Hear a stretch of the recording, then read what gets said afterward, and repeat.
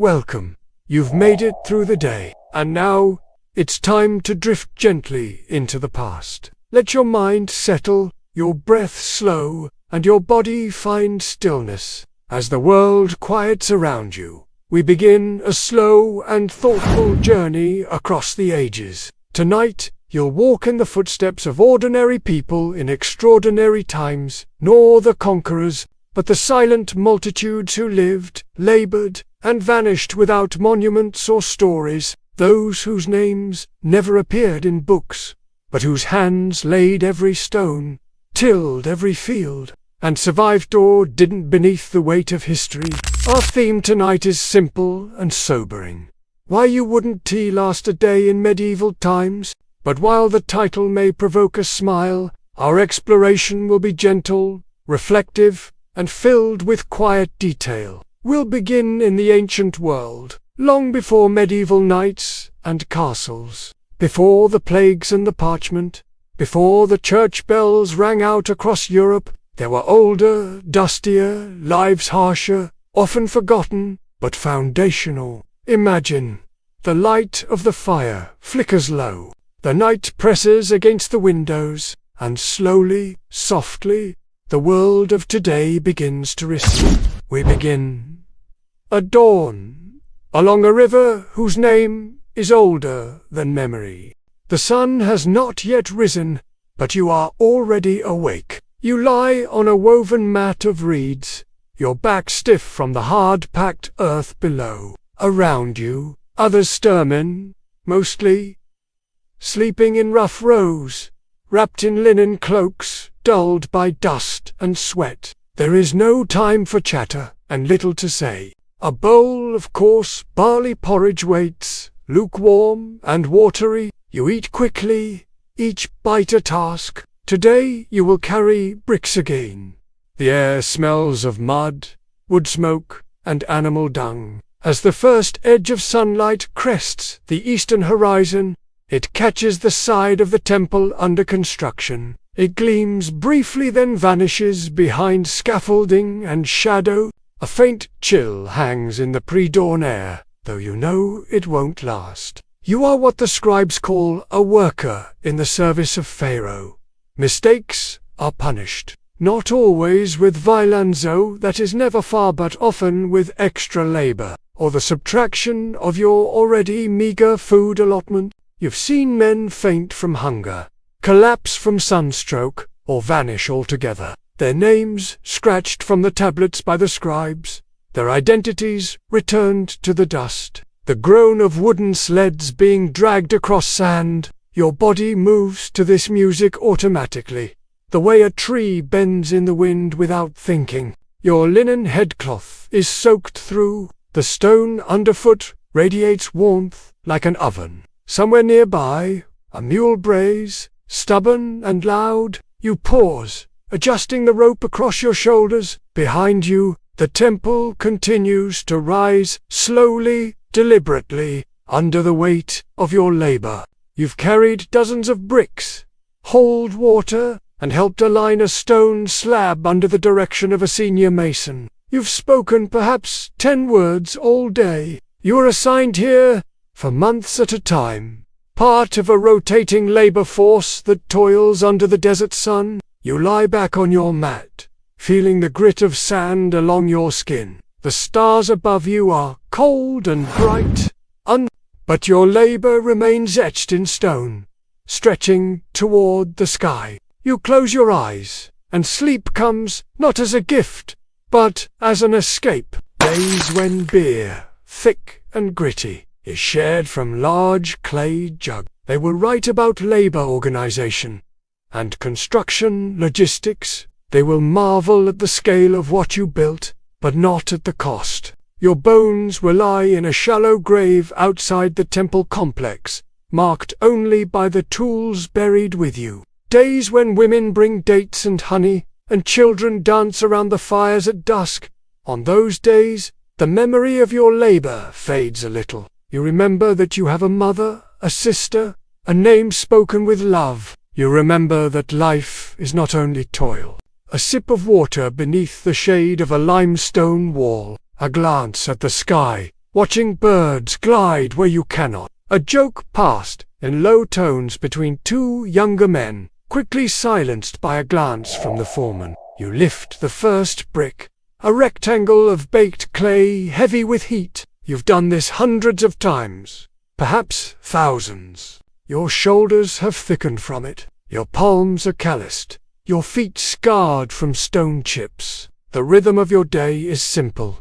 Lift, walk, return, repeat. You were born in a village of Priver, and someday you will return there, though perhaps not whole, or not at all. Soon the heat will come, thick and pressing, like a damp hand on your shoulders. You rise without speaking. You are not a slave in the dramatic sense of chains and lashes, though those exist too. The others move with you toward the sight, sandals kicking up fine powder from the earth. Work begins with the shouted order of the overseer. The sound is sharp but familiar.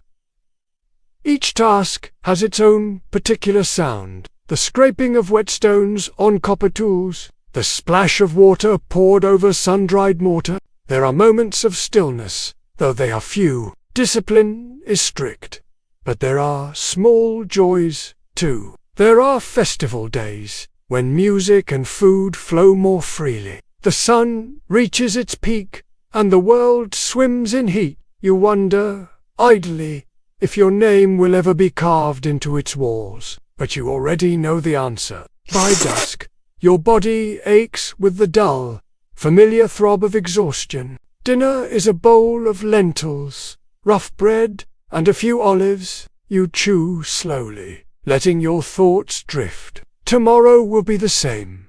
The night arrives quietly, as it always does. Centuries later, a team of archaeologists will uncover a pot you once touched, or a chisel you dulled. Your name will be gone.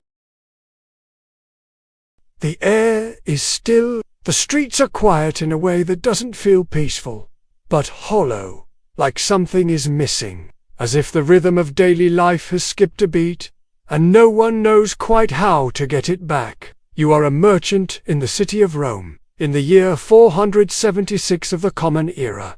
Not in a single moment, not with a thunderclap, but in small, uncertain steps. Grain shipments arrive less frequently now, and when they do, the quality is poor. The collapse of an empire isn't a cataclysm, it's a confusion. One day, the magistrate simply stops coming. Another, a tax collector demands payment in kind, not coin. You hear whispers about barbarian Scots, Vandals. Some are said to have already entered the city. Others live on the outskirts, managing Roman estates as if they owned them. Perhaps they do. There are too many pieces: deforestation, overpopulation, shifting alliances, the collapse of trust in sacred kingship, years of court corruption, of child emperors, of eunuchs, whispering behind curtains. They say, the river no longer flows the same, or the ancestors must be displeased. The Yellow Turban Rebellion shook the countryside. Warlords carved up provinces, and the imperial court became more symbol than substance. In the villages, people stopped paying taxes not out of rebellion, but out of necessity. A barbarian, some say, but dressed in Roman robes. The boy Emperor Romulus Augustulus is gone. Deposed, they whisper, or perhaps simply retired to a villa. No one's really sure. Bandits fill the power vacuum. Families abandon fields and vanish into the forests. It unravels slowly, so slowly. Most don't realize it's happening until it already has. They bleed out slowly into the soil from which new things grow. They will draw clean lines on timelines and speak of endings. But if they could sit here beside you, tired, uncertain, and still alive, they might understand that history does not break. It drifts. You think of your grandfather, who fought in a real Roman army, wearing real Roman armor, and more like the world forgetting how to be itself. You think of the games he described, the processions, the certainty of the old days. Gold coins are thinner, clipped down or made with less precious metal. The imperial post, once so precise, is unreliable. Roads are still there, mostly, but more dangerous. Peasants farm, children laugh, carts rattle down old roads. Something has ended. Yes, but something else is beginning. Soldiers, once symbols of pride and order, are fewer in number and look more like hired swords than or at least it was once called Rome. What remains now is not what it once was. The empire's borders are shrinking inwards, not from military defeat, but from abandonment. The empire the mighty, sprawling, eternal empires fading. Once goods arrived from as far away as Egypt and Syria, but now the shelves are sparse. No final trumpet, just a resignation. One morning you open your shop and no one comes. You leave the shutters half closed. By dusk, they're closed for good. Some days, no one comes to buy. Other days, it's worse, people come to steal. You still count coins, greet neighbors, sweep the stone floor. It feels normal, but thin, like the shell of something that used to be. You run a modest shop, olive oil, cloth, and spices, but even now, life continues. That's the strange part. You still wake each day, light your small oil lamp, and open the shutters of your shop, and you are not alone. The date is carefully recorded. A new ruler is named, but around him, things are not as they were. Temples are abandoned, trade routes disrupted, the great cities stickle, Kalokmala losing power. Farmers leave their lands, fleeing drought, or famine, or fear. Thousands of miles away, deep in the forests of Central America, a scribe in a Maya city scratches glyphs into a stone steely. No single cause explains it. In China, the Han dynasty has fallen. That, too, was not one night, but many years. The people don't call it a collapse. They say the world is changing. The shape of life itself distorts subtly. People marry earlier, hoard grain, trust less. They speak in shorter sentences. They stop writing altogether. Back in Rome, a bishop speaks to a dwindling congregation in Latin, but the people outside barter in coarse, evolving tongues, half Latin, half something else. You hear that a new ruler has taken power at Oisa, a man of Germanic descent. There's no explosion. Later, in your home, you sit by a small fire. Now, the city is quieter, but outside the gates, life continues. Empires, after all, do not fall. They dissolve. Centuries later, historians will name this a fall. And when you live through it, it feels less like the end of the world. Now, let your mind drift further from the clamor of cities and the roar of armies. Let the silence settle again. Deeper, this time colder. Picture snow falling slowly onto a quiet alpine slope. The air is thin. The trees are still. Beneath the ice, something ancient stirs. Here begins a different kind of history, one whispered through bones, lost journals, and vanished footprints. A history made not of wars and kings, but of questions that never quite find answers. The unsolved, the half-remembered, the strange. We begin with a body. At first, they think it is modern, perhaps, a climber recently lost. But soon, the truth emerges. The body is over 5,000 years old. Was this a ritual death, a robbery gone wrong, or an accident followed by desperation? It is the year 1991, and two hikers in the Etzdal Alps, on the border between Austria and Italy, come across a shape in the melting ice. His name becomes C. He lies on his left side, arms stiff, his skin darkened and leathery by the ice. But he is not just a corpse, he's a story frozen in mid. No announcement. Perhaps, perhaps not. No one knows for certain. Just an absence. Whispers begin. Richard is crowned king. Some say he had them killed. Others argue they escaped. Some blame Henry Tudor, who would later take the throne. For centuries, the mystery smoulders in the English imagination. His belongings are remarkably intact. A copper axe, a longbow unfinished, a quiver of arrows, birch bark containers, and a coat made of woven grass and fur. In his stomach, the remnants of his last meal, meat, grains, traces of herbs. Villains change, motives shift, but the mystery remains. To insert ourselves into the silence, on his skin, tattoos, lines, and crosses, possibly medicinal. It is the year 1483. In the Tower of London, 2 boys are confined in the upper rooms.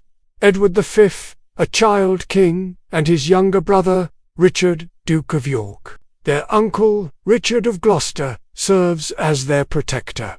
But more unsettling, an arrowhead lodged in his shoulder, a deep head wound, cuts to his hand. Was he ambushed? Betrayed? Experts disagree. Theories rise and fall like the mountain winds, but no definitive answer emerges. What remains is the moment one man, alone in the cold, dying with his weapons close. A life sealed in silence, and yet he is not alone. Let us walk now through shadowed corridors of stone, where the scent of old wax and damp masonry lingers. But then the boys vanish. No burial. In 1674, during renovations of the tower, workers discover 2 small skeletons beneath the staircase. Are they the lost princes? And so they become a story retold, repainted. Why do we remember what we cannot explain? Perhaps because it invites us to imagine, across the ocean, another mystery. Roanoke Colony, 1587. Over 100 English settlers land on the coast of what is now North Carolina. They build a small colony. Crops are planted, homes are constructed. Delays keep him away for 3 years. When he finally returns in 1590, the colony is gone. A child is born, Virginia Dare, the first English baby born in the New World. But then, the governor, John White, sails back to England for supplies.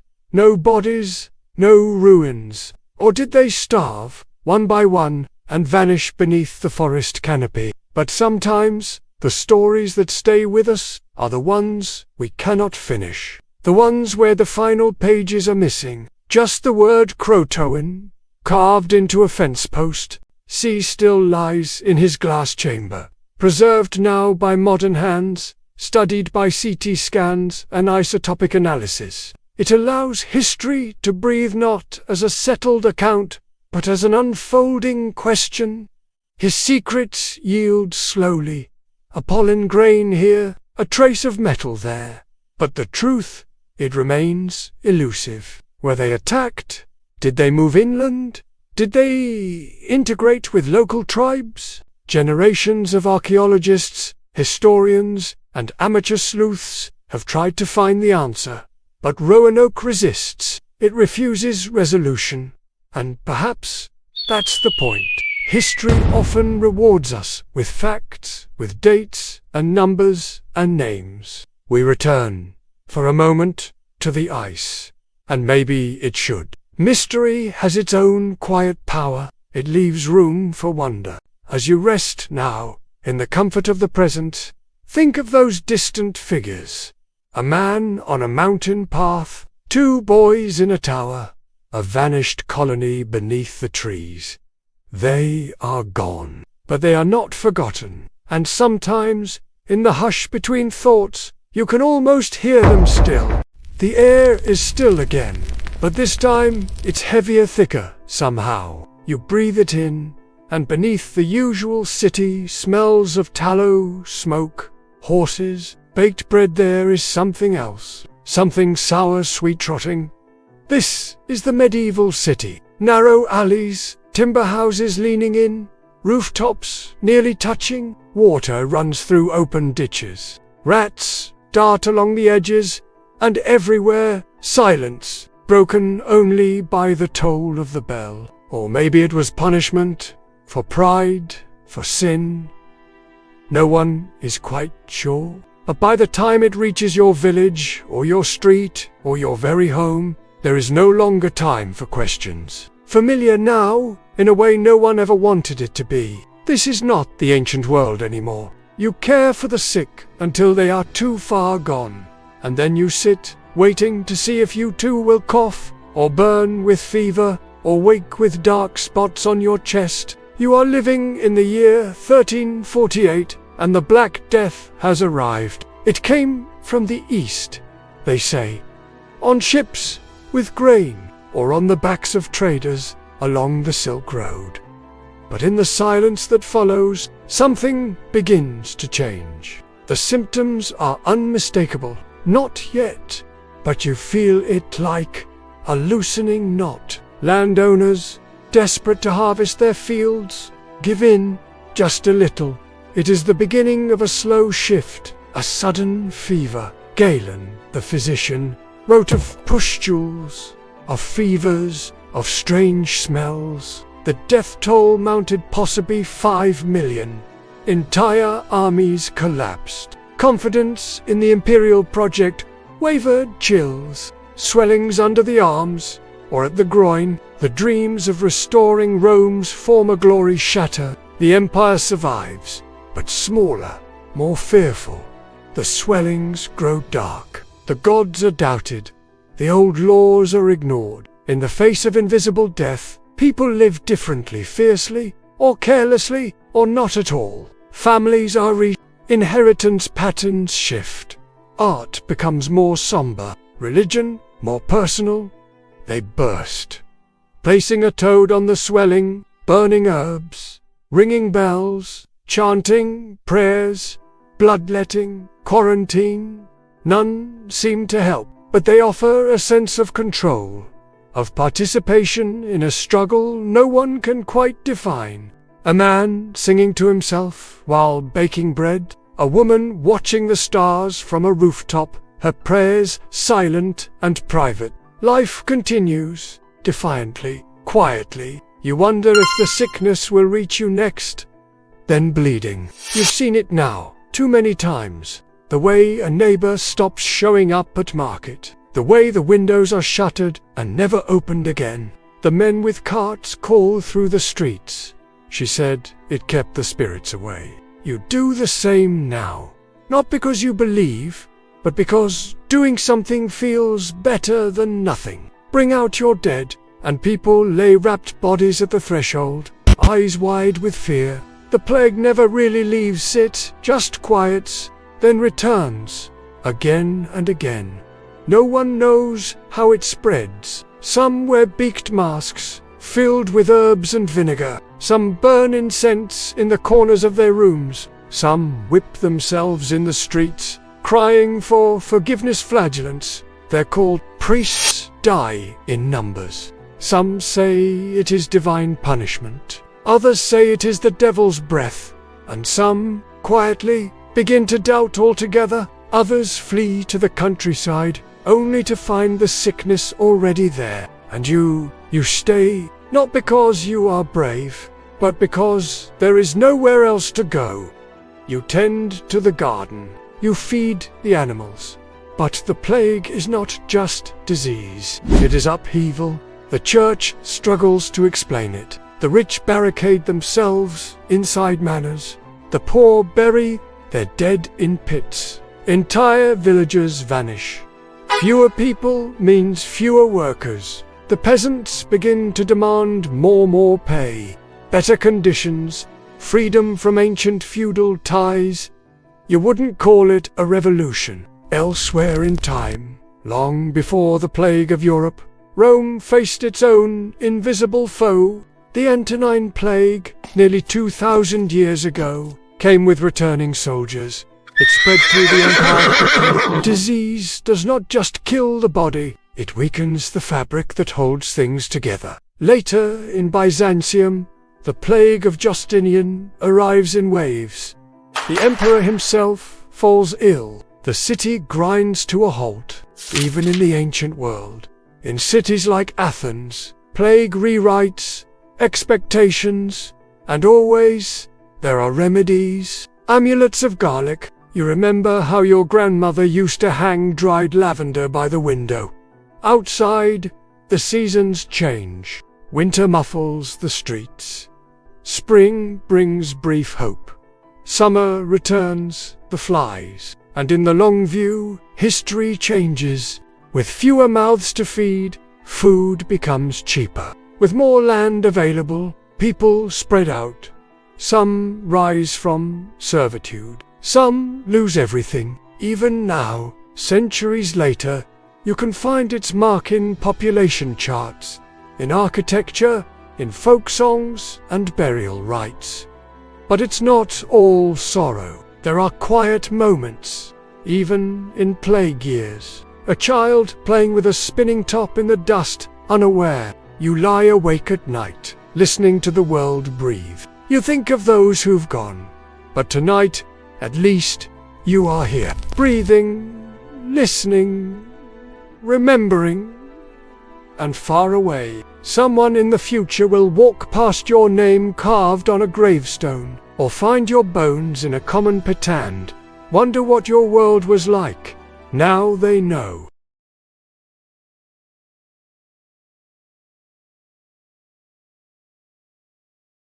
War is often imagined in sweeping arcs, banners raised on hills, famous generals, cities laid siege. But most wars, especially the ones the world forgets, begin quietly. A border crossed, a conscripted man pulled from his village, a ration line that grows longer. The year is 1916. The world calls it the First World War. But here, the names mean little. Tonight, we travel to the forgotten front lines, to places where the smoke of battle never cleared into memory, where the dead were buried without monuments, and the survivors returned to villages that no longer existed. But you are one of over 1 million Africans conscripted to support a war they did not start, for empires that claimed them as subjects. Let's begin in East Africa. You are a porter, a carrier, recruited door. More likely, forced by colonial officials to support the British military campaign against German East Africa. You carry supplies, food, ammunition, medical equipment. Day after day, mile after mile, your name will not appear in the records. But the orders are clear.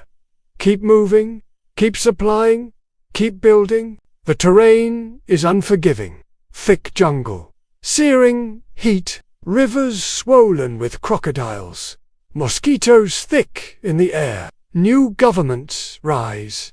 Some speak of independence, others of revenge. You are thanked, perhaps, and forgotten. Still, the war trudges on, or perhaps because the people who fought them did not write the history books. You walk barefoot, or in tattered shoes, your load heavy on your back. Guerrilla raids, retreats into the bush, towns are captured and lost in silence. But for you, the war is not a chessboard, is an endless march of Indian regiments defending Hong Kong, of Chinese Muslim cavalry resisting Japanese advance in the mountains. In oral histories passed down in village squares, the names of those lost are still spoken, if only faintly. Malaria spreads. Dysentery follows. There are days you bury more comrades than you see bullets fired. The enemy is elusive. The Germans, under General Paul von Lettow-Vorbeck, practice a war of movement. A cook who hides children during a raid. A translator who negotiates a ceasefire in a language none of the commanders speak. Their names are not in the textbooks, but their choices mattered. The trees are quiet witnesses. So is the silence of history. You are a villager, perhaps Burmese, perhaps Indian, perhaps Karen or Shan. The British Empire again draws on its colonial subjects to push back against the invading Japanese army. Further east, 2 decades later, another war begins. This time, the jungles of Burma. World War II. But the countless who walked, carried, cooked, buried, and waited for wars that changed their lives but barely stirred the pages of history. A man walking alone with a bundle on his back, a woman boiling rice while the sky trembles from distant shelling, a child watching strange uniforms pass through the village again and again. You find yourself on the front lines not as a soldier necessarily, but as part of a support column. You dig trenches, carry stretchers, build roads through mountain paths. Sometimes you are caught in the crossfire. Sometimes you vanish in landslides or tropical storms. Tigers prowl, the jungle edgy. The terrain defeats everyone. Monsoon rains wash away entire camps. Leeches cling to your ankles. Jungle rot blackens the feet. And when it ends abruptly, far away, with the dropping of bombs, you are told to go home. But your home is changed. The war has redrawn borders. Why do we not remember these wars? Perhaps because they were not decisive. Perhaps because they lack grand narratives. But they left traces. In Tanzania, graveyards still dot the countryside, marked mounds where porters lie. In Myanmar, rusted helmets and spent cartridges turn up when the rains expose old battlefields. Sometimes, even strange alliances emerge in these theaters. You hear of African soldiers fighting under Belgian command in the Congo. History, when seen from the margins, becomes less a straight line and more a tangle of threads. And there is courage here. Quiet courage. A porter who carries a wounded man through 40 kilometers of jungle. When you think of war now tonight, perhaps you picture not a battlefield, but a footpath. And in the silence afterward, the stories are told in fragments. My grandfather walked for 3 months during the war. My aunt said the jungle smelled of smoke for a whole year. There was a man with a limp who used to speak English. No one knew why. The war was real. The pain was real. Only the memory fades. And so, tonight, we remember. Not the generals, not the treaties. They were there. And now, so are you. Let the wind pick up now. Imagine a creaking mast, the gentle slap of waves against hull planks. Somewhere in the near distance, gulls cry, circling a nameless inlet where palm trees sway. The sun is hot, the breeze briny, but don't get too comfortable. But the real ones, half-starved, sunburnt, wind-chapped, and perpetually suspicious of each other, you're about to learn what life was really like aboard a pirate ship. You wake up, if you slept at all, in a hammock strung between 2 beams in a dark, cramped hold. The air smells of tar, sweat, and stale biscuits. Rats move in the corners. Above feet thump on the deck as the crew begins the day. Not the pirates of polished Hollywood legend, not swaggering swordsmen, or witty outlaws with romantic pasts, or helping patch torn sails. Your fingers roar from the salt. There's no glamorous plundering yet. Days, sometimes weeks, pass at sea without sight of another ship. Men from every port, English, Dutch, African, indigenous, Caribbean bound, together by the thinnest thread of common need. It's the early 18th century, the so-called golden age of piracy. Some pirates go willingly to the new singing, others beg for mercy. Either way, they fade from the sea, one by one. Some become mercenaries, some protect towns from bandits, others become the bandits. If you're lucky, there's grog. Watered down rum with a bit of lime to keep off the scurvy. Your teeth ache. Your clothes haven't been dry in days. Your skin burns and peels, then burns again. Your first task might be scraping barnacles off the hull while hanging over the side on a rope. A rice ball, a patch of forest to sleep in, perhaps a few coins for teaching a child to wield a blade. Honor is heavy, but the belly hungers more. You keep your blade close even among friends. A different way of life. So they made examples. They printed broadsheets, told tales of monstrous savagery. They turned pirates into devils and, inadvertently, into legends. You eat hard-tack like biscuits, often crawling with weevils and salted beef. You've seen what it costs to live lawlessly. Many so-called Robins may have been bands of thieves, resisting taxation or seeking shelter in lawless forests. Were they noble? Sometimes. Were they dangerous?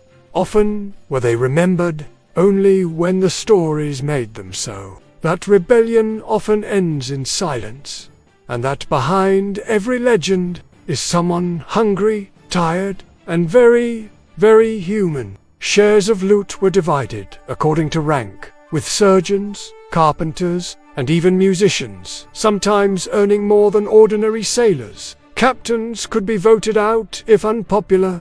Punishments, though harsh, were agreed upon beforehand. A floating democracy of sorts. At least until the loot ran out. You drift from one forgotten port to another, hoping for gold or just a dry place to sleep. But life aboard this ship isn't chaos. It's oddly structured. Many pirate crews had codes-written agreements signed by all hands. Still, betrayal was never far. Accusations of stealing a bigger share, hoarding gunpowder, or simply losing one's nerve could lead to flogging, marooning, or worse. And the ships you chase, not always rich merchants. Sometimes it's a fishing boat with a few salted fish. Sometimes, after a long dry spell, desperation pushes you to rob fellow pirates. Many turn to piracy, not out of rebellion, but survival. Former Navy men, unpaid for months. Escaped slaves, looking for a kind of dangerous freedom. The life is fleeting. Few pirates die of old age. Those who are captured face trial in London or Port Royal. Gibbets hang by the shore, skeletal reminders to ships passing by. Now let us sail east, far east. In 17th century Japan, the Ronin wander the road samurai without masters, without land, without income. The great wars are over. Peace has left them adrift. A Ronin's life is cold. These aren't rebels by choice. They are the consequences of peasters. Spare men left behind by shifting systems, or think of Robin Hood, the outlaw of English woods, robbing the rich to feed the poor. But the truth beneath the myth is hazier. Governments hated pirates and outlaws not just for their crimes, but for what they represented: disorder. And the people loved those legends, because deep down, rebellion carries an odd comfort. The idea that someone out there is living without rules, untamed, even if only for a little while. But reality is different. You spend more time hiding than fighting. You fear betrayal more than cannon fire. And when the hangman comes, your name might be written down. Or maybe not. Tonight, you've stood barefoot on a damp deck, wandered mountain passes with a rusted sword, and hidden from sheriffs in mossy woods, and so you return not with treasure, but with knowledge that freedom is never free. Now let the sounds of the sea drift away. The creaking timbers, the shouts of crewmen, they fade like dreams upon waking. Instead, there is stillness again. It is early. Each one is known to you, even if you cannot read the symbols beneath them. They are the stories your grandmother whispered as you fell asleep, the stories your father once acted out by firelight. Not yet sunrise. The air is cool, dry, laced with a hint of smoke and something floral, perhaps sandalwood, perhaps lotus, crushed and burnt for the gods. A priest carries a tray of offerings, flowers, oil lamps. An old woman rings a small bronze bell. Once, then again, its echo shimmers through the stone. You are barefoot, walking slowly over worn stone. Ahead rises a temple. Its walls are carved with careful handsmiths, frozen in sandstone. Gods mid-stride, demons tumbling, dances forever twirling. Each figure tells a story, a part of your life as natural as eating, as sleeping. Here, too, death is not an end. It is a procession. Bodies wrapped in cloth, placed on bamboo stretchers, carried with care. The river receives them. Physical. A narrow corridor that made you walk slowly. A central space that echoed your breath and turned it into something solemn. You fasted before holy days. You avoided certain foods, touched certain stones, avoided certain shadows. Ashes rise. The soul moves on. This temple is not just a building. It is time made solid. Woo! The scent is sharp, earthy, calming. As you step into its shadowed interior, the temperature drops. The sun has not yet entered here. Torches gutter on the walls. Roman altars held statues of Isis. In Gandhara, Buddha wore a toga. Shrines sprouted in the shape of other shrines. Worship bent like a river, following the contours of culture and time. A low hum begins, voices chanting in a language that is not quite everyday speech. It is older. The smell of burning myrrh hung in the air as priests washed and dressed the statue of the god every morning, as if tending to a living being. Ziggurats, they were called stepped pyramids with shrines at the top. Priests would climb at dawn to offer bread and beer to the gods. The common people rarely entered. It determined how you married, how you grieved, how you were remembered. The sound of carts, of birds, of sandals on stone. Their access was through gifts, festivals, and rituals shared in the open courtyards. A space carved not just from stone, but from hope and repetition and reverence. More rhythmic, the kind used only in prayer. You kneel, others place coins in bowls, or tie strings to railing symbols of wishes, of devotion, of gratitude. A shaft of light pierces through the doorway, landing on the feet of the central statue, gold, blackened slightly with age, eyes painted to meet your own. All around you, others move with slow purpose. In one corner, a man lights incense and passes the smoke over his arms, his chest, his brow. It clings to him like invisible armor. This is not your first time here, and it will not be your last. This is not a spectacle, it is a rhythm.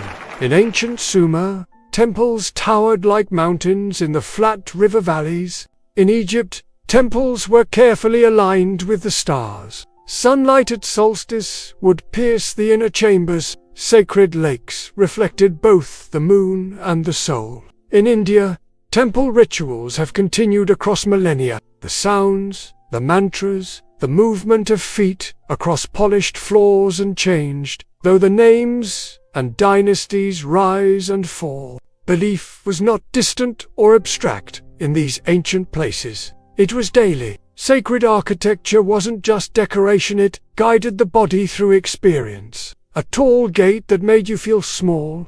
Every corner had meaning, and across the world, cultures borrowed, blended, adapted. The Greeks in Egypt built temples to Sarapasa, fusion god. Religion made the invisible visible. It structured calendars. When to plant, when to fast, when to celebrate. And even if you doubt it quietly, in private you still went through the motions. You bowed, you lit a lamp, you whispered a prayer, just in case. Because the world felt vast and uncertain, and rituals offered pattern. You didn't think of it as belief necessarily, it was simply how the world was ordered. Now, return to your temple. The sun has risen higher. The ceremony is ending. People begin to file out, murmuring. Some leave with blessed water. You linger a moment longer. Outside, the world resumes. But for a while, you were in the heart of something older than empires. You may forget the prayers, but not the feeling. The flicker of oil lamps casts gentle shadows on polished stone walls. You are in a palace, but not in the throne room, not among the courtiers. You're walking quieter corridors, the ones that connect private chambers to the centers of power. Here, decisions are made in whispers. Glances matter more than decrees. Empress Lazi wife 2, Emperor Gazu sits in the background, seemingly dutiful. She says little in public. She is polite at court. But when her husband dies, her influence truly begins. Tonight, we enter the realm of rulers, not always recorded as such. The women behind the curtain, the queens without crowns, the voices behind the throne. Let us begin in China, 2,000 years ago. The Han dynasty is young, ambitious, and already uneasy. She arranges appointments, distributes land, and punishes rivals. She understands power isn't always loud. It's structural. But what is clear is that she ruled in a world that tried to pretend she didn't.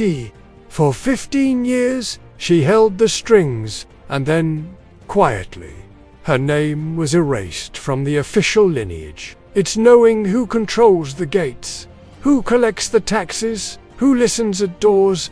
Though her son becomes emperor in name, Lazi effectively controls the state. Churches are built bearing her likeness, hallowed equal to Justinian, but later historians, particularly men, struggle with her presence. Likely from modern-day Ukraine, she's brought to the harem of Sultan Suleiman the Magnificent. They describe her as manipulative, overbearing, ambitious, rarely simply intelligent. Historians of her time paint her with fear. They describe cruelty, perhaps exaggerated, perhaps not. Together, they exchange love letters written in Persian and Turkish poetry. She advises him on foreign policy. She funds public works, mosques, baths, soup kitchens. She helps arrange successions and alliances, all while never appearing in public alone. Women behind lattice screens determined the fate of viziers, of princes. Once an actress scandalous in her day, considered little better than a courtesan, but she marries Justinian, the man who would become emperor, and with him she shares power, not just socially, formally, yet still she left her mark, as dangerous, as too powerful. Now we move west, to the golden mosaics of Byzantium. Biographers shift tone when writing of women, inserting adjectives like cunning, seductive, or unusual. But their work, their choices, their legacies remain if you know where to look. In the sudden appearance of a school for girls, a new public bath, a softened law, a few, for brief and rare moments, sat openly on thrones. It does not always wear armor or shout from balconies, and shapes the world just the same. You hear the soft rustle of embroidered slippers, the measured voices behind closed doors, the gentle scratch of ink on parchment. Theodora, across cultures and classes, women have always found ways to shape their worlds through family networks, religious offices, business, and writing. In administrative reforms, in treaties signed, in children raised to rule, she drafts laws. She meets with foreign and a concubine who arranges alliances through gifts, a mother who trains her son not only to fight, but to govern. During the Nika Ryasa massive uprising that threatens to overthrow her husband, Justinian considers fleeing. Theodora refuses. She reportedly says, calmly, "Purple makes a fine burial shroud." They stay. The rebellion is crushed. The empire holds. Her influence is not hidden. Even in triumph, her power is made suspect by the lens through which history peers. And further still, across the sea, in the heart of the Ottoman Empire, another woman rewrites the rules. Roxolana, also known as Hurrim Sultan, arrives as a slave, a concubine, but she rises through wit, education, and charm.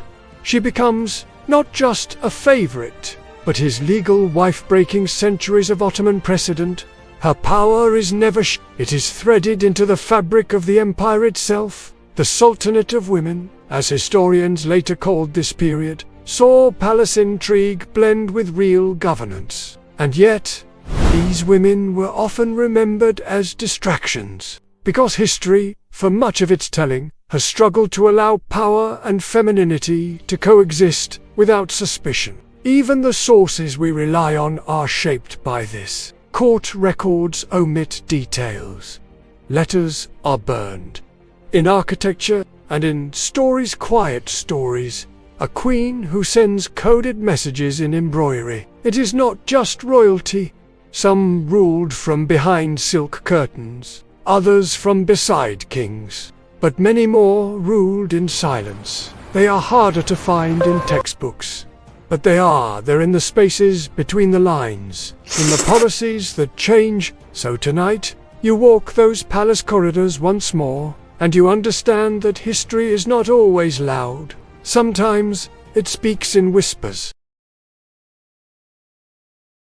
The sun rises, but you can barely see it. Smoke hangs low over the rooftops, thick and persistent, like a second ceiling. The streets are damp from yesterday's soot and today's condensation. A dull grey light filters through narrow alleys, and the sound of distant factory whistles calls you from bed long before your body is ready. You are in an industrial slum, perhaps in Manchester, or Birmingham, or the Rhondda Valley of Wales.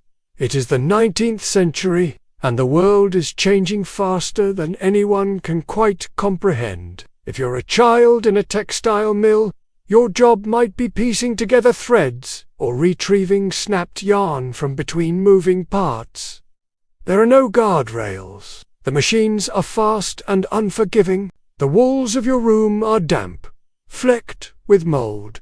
12, 14, maybe more. Just enough for bread, for rent, for potatoes, meat, maybe on Sundays. If the factory closes, there is no safety net. Tajir, darker tenements rise, 6 or 7 stories high, families crammed into single rooms, open sewers cut between homes. Disease is always nearby: cholera, typhus, tuberculosis. An outbreak can wipe out a street in days. You recognize neighbors by the sound of their cough. You find small pleasures: shared tea, a song sung by a worker returning home. You learn which factories pay best, which overseers are cruelest, which corners of the street stay dry in the rain. If you are injured, your replacement waits outside the gate. Breaks come when the machines break, or when your strength does. Outside, the privy is full, the water pump uncertain. You button your coat with cold fingers and step into the street, where a dozen chimneys already churn smoke into the morning sky. Your day begins not with breakfast, but with the scramble. You wake on a straw mattress shared with siblings, when the overseer is looking, and when it's safe to close your eyes for just a moment. Not mindless destroyers, but desperate craftsmen, protesting their replacement by automation. The papers mock them. The government sends troops. Silk mills rise, filled with young women, many of them daughters of farmers. They sleep in dormitories. They send wages home. Their fingers bleed from handling raw silk threads. Discipline is strict, but the nation industrializes at lightning speed. Unions form. Women march. Children go on strike. Slowly, painfully, the idea of limits of rights emerges. The factory awaits. Who toiled so the world could turn faster? Inside, it's loud, so loud that conversation is nearly impossible. The air is thick with fiber dust. You are 6, or 8, or 10. There's little time for education. You may know your letters, perhaps your numbers, but mostly you know when to duck. when to run, but the logic is the same. Speed, efficiency, output, the hours stretch. You are in the stairwell of a tenement, listening to the quiet wheeze of a child asleep in coal dust. You are on the line, watching the needle pass a breath's width from your hand. In coal towns, life runs differently, but no less harshly. Imagine yourself descending into a mine shaft. The air grows colder at first, then thicker. You carry a lamp. You pray it doesn't go out. The seams are narrow. You crawl. You crouch. You swing a pick for hours in darkness. Black powder clings to your lungs. After a few years, you wheeze in your sleep. After a few more, you cough blood. The wages are low, and the city grows. And yet life goes on. You learn to live with the rhythm of the shift bell. And always, the smoke. It blots out the stars. It yellows the curtains. It cakes your hands and hides the sky. Resistance begins, not with riots, but with whispers. A group of weavers breaks. Their machines, they are called Luddites. Later, workers begin organizing, but not everywhere. Not at once. Far away, in Meiji Japan, industrialization comes differently. The samurai class fades. Steam trains arrive. Factory life spreads through Russia, India, Brazil, Egypt, each with its own burdens, its own adaptations. Progress, they call it. But tonight, you are beneath that progress. You are in the alley, waiting for a bucket of clean water. The modern world may be built on steam, on steel, on machines, but it was carried forward on human backs, and the cost is still being counted. So as you settle deeper into rest tonight, with clean air in your lungs and silence around you, remember those who lived where the smoke never cleared, and who, despite everything, endured. Let your mind drift now. 2 places half remembered from textbooks or travel brochures. Giant pyramids, towering temples, colossal domes and weathered arches. Sometimes thousands. They rise in the distance like mirages, wonders of the world, each more mysterious than the last. But tonight, we are not walking their halls as tourists. We are not marveling from a distance. We are inside their walls, beneath the scaffolds, among the dust and sweat and shouted instructions. Because behind every monument, there were hands, calloused, sun-browned, blistered, hundreds of them, bread ovens, fish bones, clay, jars of beer, not the trappings of starvation but of organized labor. The builders were likely peasants, conscripted for part of the year, paid in food and shelter, honored, even. Some tombs show graffiti, prideful inscriptions, friends of Khufu etched into stone blocks. Entire epics, rows upon rows of celestial battles, processions, rituals. They still hold their color in places. In others, moss and vine reclaim them, and most of them will never know by name. Let's begin in Egypt. The Great Pyramid of Giza stone, stacked upon stone, perfectly aligned with the stars. It's easy to imagine emperors in togas, crowds roaring. But rarely do we think of those who built it, the ones who stood high above the ground, hammering stone into sky. For centuries, it was assumed that slaves built it, laboring under whips in endless torment. But archaeology tells a different story. Laborers paid for their skill. Roman citizens, often, or provincials seeking favor, sand replaced. Bodies carried away quietly before dawn. The workers' village nearby reveals something more nuanced. Quarrying limestone, their monument was not just for a king, but for an idea. Permanence, order, a life beyond this one. Dragging sledges across hot sand, aligning blocks with aching precision. Injuries were common, deaths too. The desert took its toll. Repetition, muscle, memory, Still, the labor was grueling, yet they worked, year after year. A woman carries water to her husband's post. A child scrubs the courtyard tiles. These were the ones who turned vision into reality. But such stories erase the truth that human beings organized, determined, suffering, and dreaming built these places. Now journey east to the humid forests of Cambodia. Angkor Wat. Massive blocks hauled by elephants, floated down rivers, dragged by rope. Some workers were skilled artisans, others farmers fulfilling a royal obligation. Some had their names etched beside their work. Most were simply, but beneath each step are layers of lives and marked graves. Crumbled tools, lost songs, day after day, stone after stone, a temple complex the size of a city, the quiet breathing of workers resting beneath scaffolds, dreaming not of glory, but of a roof over their heads, of the next day's bread, of home carved with gods and dancers, staircases rising toward heaven, built in the 12th century by King Suryavarman II. It was both state project and sacred duty. The stone came from quarries 25 miles away. The carvings, the jungle has no memory of names. Cross now to Rome, the Colosseum, arena of spectacle, marble and concrete layered into a perfect oval, capable of holding 50,000 diggers. The lime burners, was it slaves? Perhaps some, but also artisans, engineers.